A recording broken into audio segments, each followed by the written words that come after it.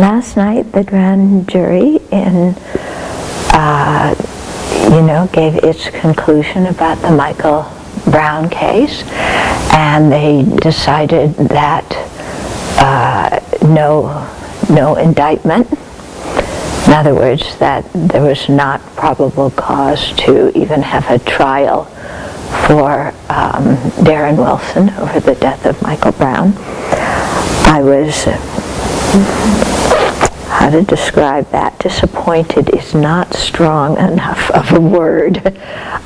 Maybe outraged but not angry, okay? And really like looking at the situation from many different perspectives. Part of it karmic, part of it, other factors. I think, and nobody's brought this up, but I think the police are especially on edge nowadays because even just within the last week or two, there's been several African American men or boys who are unarmed who have been killed by police. One in Staten Island with the chokehold. There was another person in, was it Brooklyn, somewhere else in New York, who was shot in a stairwell. He was just coming out and walking somewhere with his girlfriend, and the police shot him. There was a 12-year-old boy in Cleveland who had a fake gun that apparently looked like a real gun and was waving it around in a park, and an officer shot him, and he died the next day.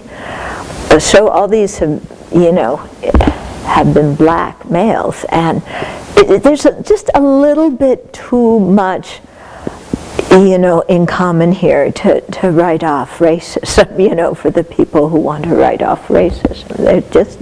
I don't think you can do it. But I do think that the police are especially on edge because so many people in society are armed, and so they automatically, when something happens, suspect whoever they're dealing with of being armed. And I put this on the NRA, actually. And so I think the NRA has a big role to play in these kinds of situations where the police kill unarmed people, because the police suspect everybody of being armed nowadays, even when they're not, regardless of whether you're black or white or purple,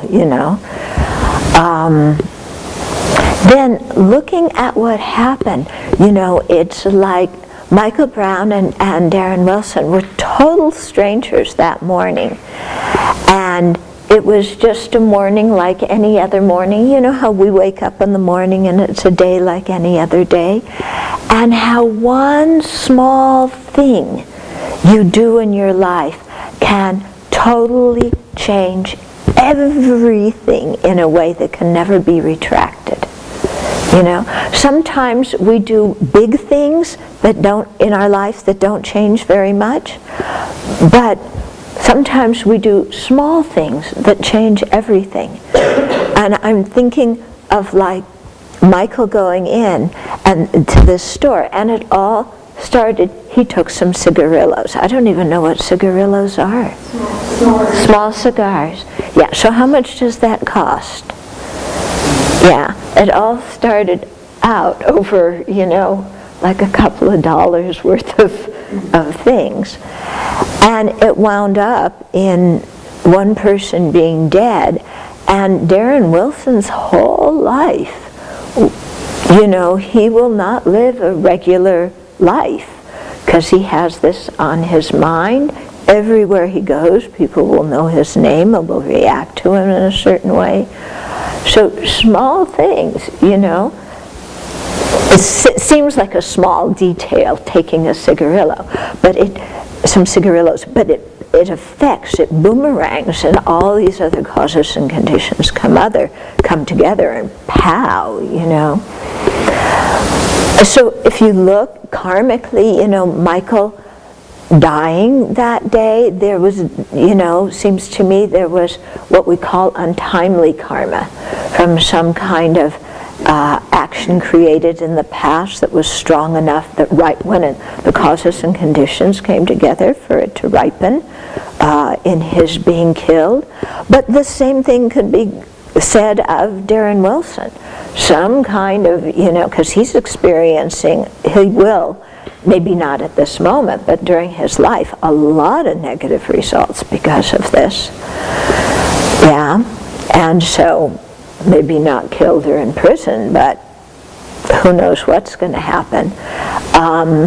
Again, so some kind of past karma coming and ripening in that.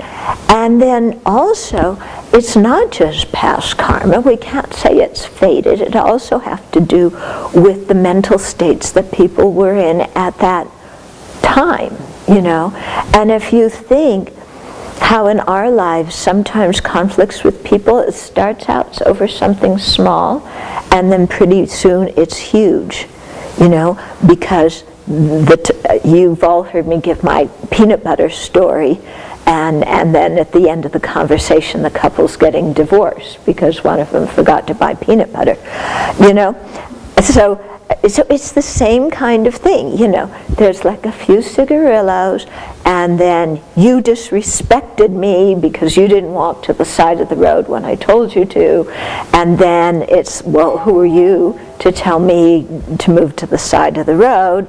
And then there's this and that and back and forth. And pretty soon nobody cares about the cigarillos. Everybody cares about their own honor. It becomes a contest of ego, doesn't it? It's totally ego, Who is going to prevail in this one? Yeah, because I was thinking, from the side of the police, like if he had just because Michael at one point, he walked or ran away. What would happen if he had just let him run?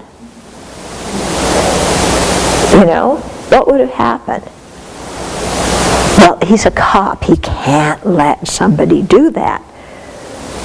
There's no way. I mean, an ordinary citizen, if you scuffle with them or whatever, and then they leave, you could very easily let them go and, forget about it. But a cop, that comes up, I'm a police officer. I can't let that happen. This is my duty. And it becomes a completely huge thing, And probably from Michael Brown's side, too, it was like, who is this cop treating me this way? And so you can see so clearly how when we talk about the conceit of I,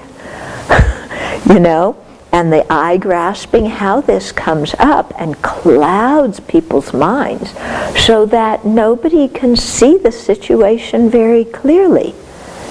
Yeah, and all of a sudden it gets way blown up to the point where somebody's killed. Yeah, and to think in our lives, how often have we been involved in conflicts with people that started over something small, and then our mind just, got in there and amplified, and we're holding on. We are not going to give up. I am going to be victorious. And then what the outcome of that is.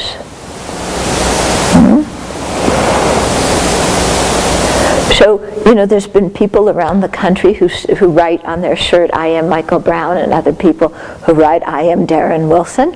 I think we're both of them. From a Dharma viewpoint, somehow they were both acting out of, in my mind, very similar mental states. And that same mental state exists in us.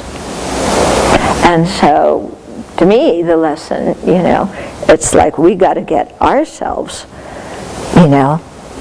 straightened out about that. And then we can think, well, I'm only one person. Getting myself straightened out isn't such a big deal. But Darren Wilson was one person, and Michael Brown was one person. And you can see one person can make a really big deal. Can really influence a lot. Yeah. So that's looking at it more from a karmic perspective, or a perspective of afflictions and us being in samsara, from the perspective of what is happening in this country and are people being treated fairly,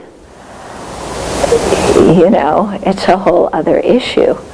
And, before they even gave the decision of the jury, all the police were out there with their riot gear and, all their equipment. And it was saying to the public, we're going to have a riot tonight. Isn't it? Because when the police are out there with all their equipment, before anything's ever even happened, it's saying there's going to be a riot. And so then, of course, no matter what happened, there was going to be a riot by one side or the other side or both sides or who knows what, because you pre-plan for it. And it's interesting in reading what the law enforcement people have said about how having a lot of cops out in other areas like to stop violence. But I see it actually in quite a different way, that when one side is prepared with their stuff, they're sending us a message out right away. Anyway, we have a lot of work to do personally. We have a lot of work to do in our country. We have a lot of work to do on this planet. And it all comes down to ignorance, anger, and attachment, which why in the end of the day it's important to get out of cyclic existence and help everybody else get out too.